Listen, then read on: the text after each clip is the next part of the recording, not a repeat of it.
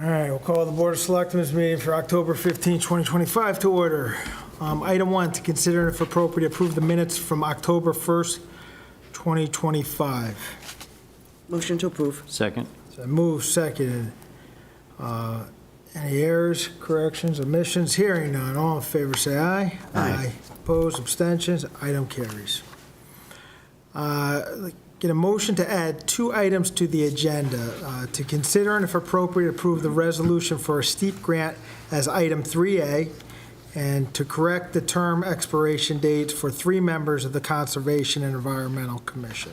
Motion to approve. Second. Move second. All in favor, say aye. Aye. Opposed, abstention, item passes. Item 2, to consider and if appropriate, approve a request from John Hefferly, Town Engineer, to reject the apparent low bid from Gerber Construction, Inc., recognize the apparent second low bid from CJ Fucci, Inc.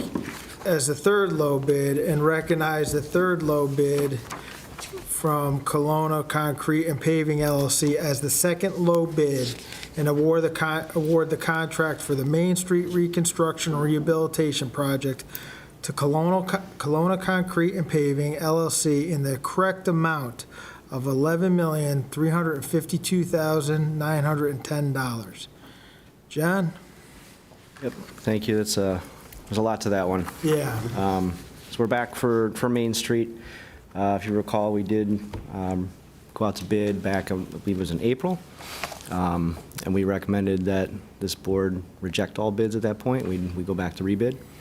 That was on the kind of some advice from the town council to go back out to bid. So we did receive the rebid. We had 6 bids submitted for the rebid. The apparent low was Gerber Construction. However, as you saw on the bid tab, they did not provide addendum 1 or 2, the acknowledgement that they had those addenda, as well as they didn't submit their second copy of the bid as required, and there were some scrivener's errors within their bid. It should be noted that the low 3, we look at the lowest 3 to compare. Mostly look at unit pricing and see, is everyone in the proper range, right? Nobody's like heavy weighting some item that could throw off the project through change orders or things like that, something that we didn't see. So in doing that and having our consultant look through that, once they looked at 2 and 3, we realized there were errors within all 3 of the low bids as far as how they added up. So that's kind of within that spreadsheet that was provided, the bid comparison. So at the very end there, you could see Gerber was off by, their bid was off by $2,000. CJ Fucci was the apparent second, was off by $500, and Kelowna Concrete was off by $53,000. And that's based on how the bid was written, that if there's any discrepancy within the bids, we take the written unit price for each item. And when you add all of that up, total all that up, that's where we end up kind of getting that flip-flop between 2 and 3, right? And that was really brought to our attention by our consultant when they were reviewing the bids. So all in all, that's the 4, within my letter, the 4 requests is the apparent low bid from Gerber be rejected as incomplete for those reasons stated. They didn't submit the total bid. The apparent second low bid is actually corrected as the third low bid once you add up all the unit pricing. And the apparent third low bid would be named the second low bid. And then since the first one was thrown out, then the second would be recommended to be awarded to the second low bid. And we did check all of their references. They did have good references throughout those checks. So I don't know if there's any questions. So John, how is these inconsistencies any different from the first round?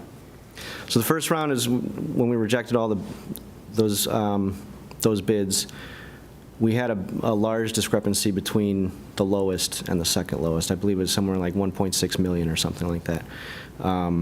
We rejected all those for when we were going to reject the lowest because of the addenda that weren't submitted with the bid.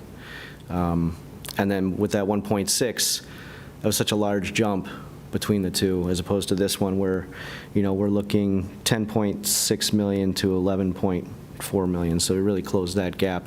All these bids actually came in around the same, which is what we were hoping for, right, is that they're actually bidding against each other. But what makes this different, I would say that within the error, even correcting the errors, the total bids are very close.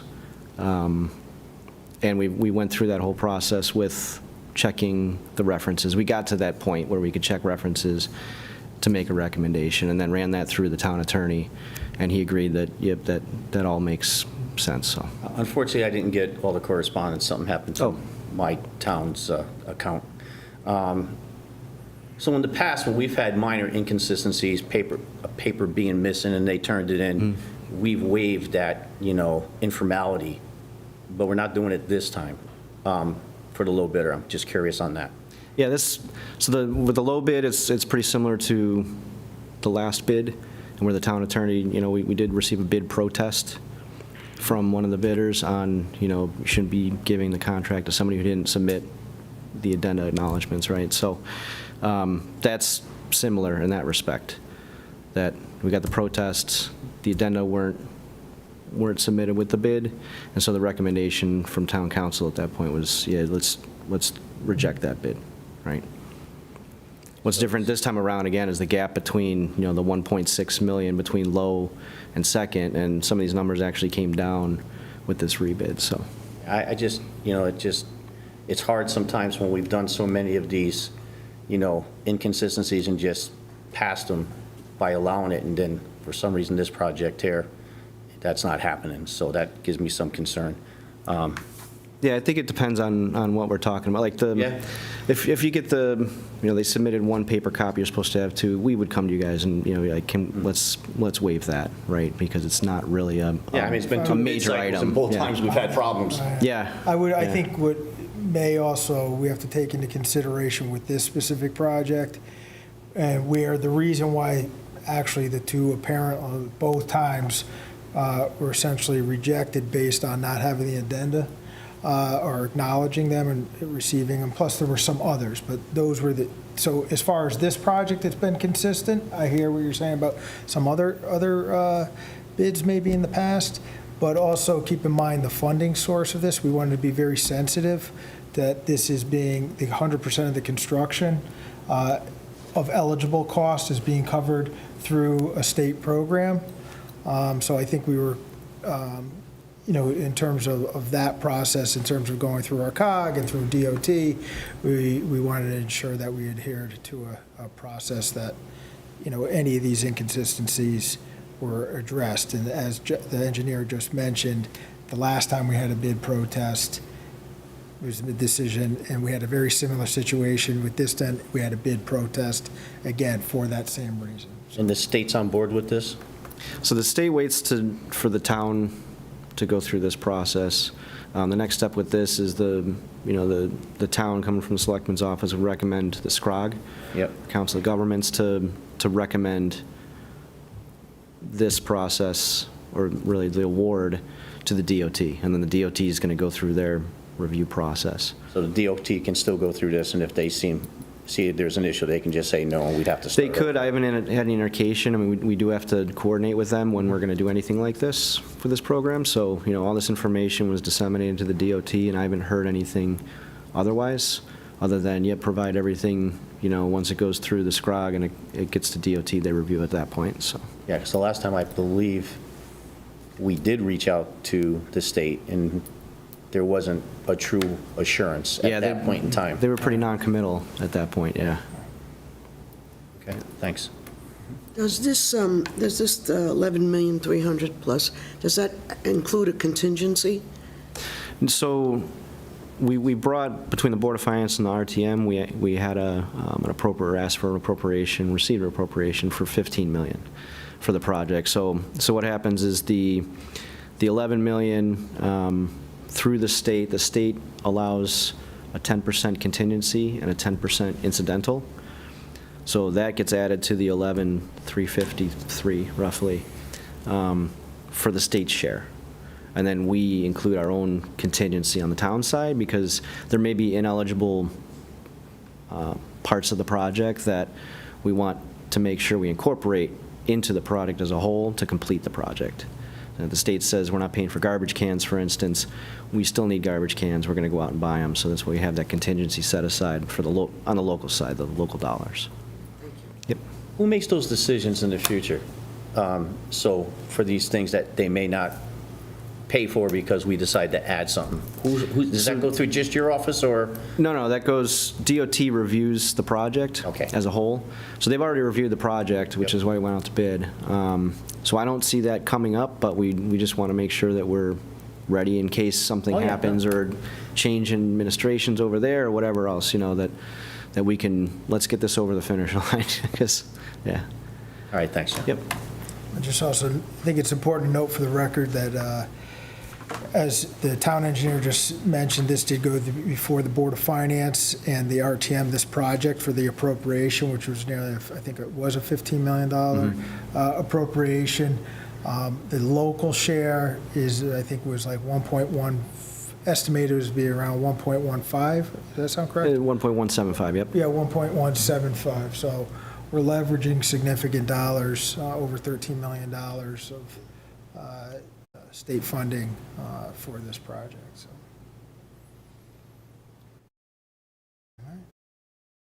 Motion to approve? Second?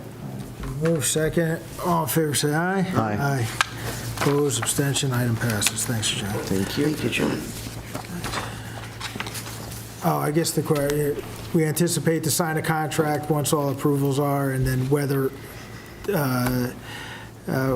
depending on the weather, would initiate when they would start, right? Yeah, I'm not certain how long the DOT process, the review process is going to go, Yeah. because, we've got CHRO and set aside, things like that, so it may be lengthy, but the contractor has indicated, Kelowna has indicated that they would like to work during the winter shutdown period if the weather holds, so. None of the other cutbacks that the state's losing from federal money is involved No, in this this, is all through it? state bonding. All state. So, yep. Okay, thank you. Thanks. Item 3, to receive a report from Jennifer Aquino, Assistant Town Engineer, for emergency work necessary to correct a significant safety issue at the transfer station. The work was completed by Finelli Electric September 4th, 2025, in the amount of $13,800. Jen, thank you. Hi, good evening. So just here to submit the report that should have been included with your information in regards to emergency work that was completed at the transfer station. That was over the requirement for the bid threshold. You're probably wondering why I'm involved in it, but the GGB Director Brian Droney was on vacation when some work was happening out there to wire the diesel tank that was formerly at the Public Works facility on North Branford Road. It got moved to the transfer station, which was what I was working on. We had hired a electrician to wire the pump for that tank back into the building at the transfer station. Because Brian was away, he notified me that, he had come across an issue while he was doing that wiring that he felt rose to the level of needing to contact us to be addressed. He provided us a quote, was able to do the work, pretty quickly afterwards to address the issue, and it has now been completed, so that safety issue has been resolved. It really stemmed from some conduit that was coming through the floor on the north wall of the building. We had mentioned to him that one of the breakers was tripping for one of the outlets there, and asked him if he could just take a look at it while he was there. That's why he came across that safety issue and recommended that be rewired. So the $13,800 was the total on there, and the work's been completed to date. Motion to approve. Second. Approve. Any further discussion? All in favor, say aye. Aye. Thank you. Thanks. Item 3A, to consider and if appropriate, approve the following resolution. Resolve that James B. Cosgrove be and hereby is authorized to accept on behalf of the town of Branford a 2025 Connecticut Steep Grant in the amount of $1 million for the town center sidewalk improvements project. And further resolved that First Selectman Cosgrove is hereby authorized to enter into and execute any and all agreements, contracts, and documents necessary to obtain said 2023 STEEP grant with the state of Connecticut. This is a, you want to go over overview? Okay. The overview. And also, I think there should be a correction in there. This was the sample resolution provided by DOT, I'm sorry, OPM. It said, at the very end, it says 2023 STEEP grant. That should be 2025 STEEP Okay. grant. All right. Yep. So with the correction, I said, all right. So these sidewalks are perpendicular to Main Street, more or less, so everything north of Main Street, so Harrison Park, some parts of Cedar Street. This is a grant we received from, through the STEEP grant program, through OPM, leveraged with $200,000 local match. So the total project was estimated at $1.2 million. This would be to replace the sidewalks kind of towards the tail end of Main Street, so we don't tear everything up all at once, but kind of complete some of those sidewalks to really get the center of town addressed as a whole in the end. So these sidewalks that are part of this program would not be eligible for the same funding source as Main Street, and that's why we didn't do it all under that. So Motion to approve. Second. All right, move second.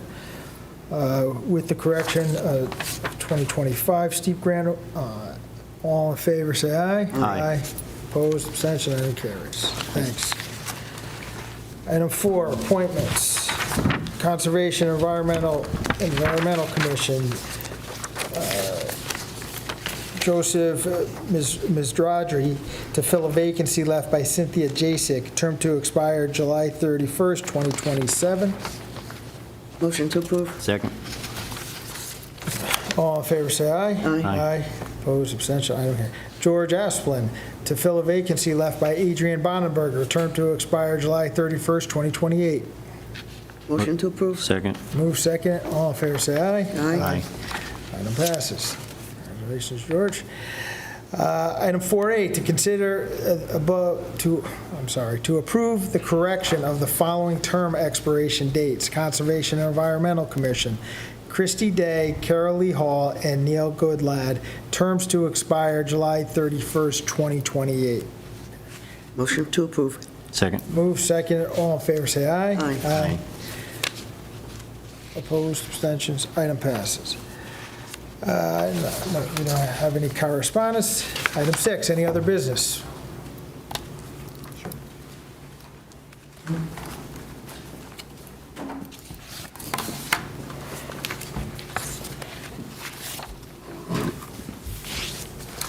Hello.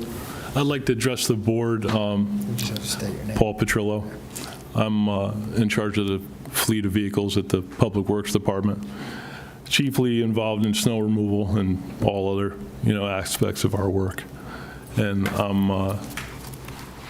our fleet is now housed outside, and I'm curious when the modifications to the temporary building that we have leased are going to take place so we can get our vehicles inside for the winter, as not to impede the snow removal process. Everybody's pretty tight-lipped about when these modifications are going to happen to this building. So I'm just... No, nothing to be tight-lipped about. The modifications require a architectural and structural drawing and to be stamped so we can get the permit. We're in the process of doing that. I believe it's pretty much completed, the specs, and then we'll go out to procure the vendors to do the necessary improvements. So we anticipate to start that work shortly. We have, I think, a follow-up meeting with our architect and his team in the next week, and we'll proceed from there. Okay, so when do you foresee the work being completed?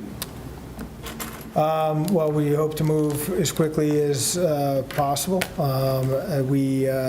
I don't have, until we have the final drawings and have that reviewed, I don't want to give it an exact date, but we're proceeding to get in there within the coming months. Okay. All right. I appreciate your time. Is there anything we're going to need to do in our short tenure together left to make sure this doesn't get held up during the transition? No, I don't think so. I mean, certainly if we have to call for a meeting to waive the bid or for the purchase of equipment or select vendors, we'll do that. We are also just exploring, going through the CROG. They have the program that the town has utilized, other towns have utilized it to accomplish. It's like a job order contracting. It's pre-bid. You did a scope PD of work, before I left, yeah. and we did some work Yep. with that. So that's what we anticipate to keep things moving in a manner. Try to get in there ahead of the winter. Okay, motion to approve, motion to adjourn. Second. All in favor, say aye. Aye. This program was brought to you in part through the support of the Town of Branford. Watch town meetings and other videos on demand at BranfordTV.org.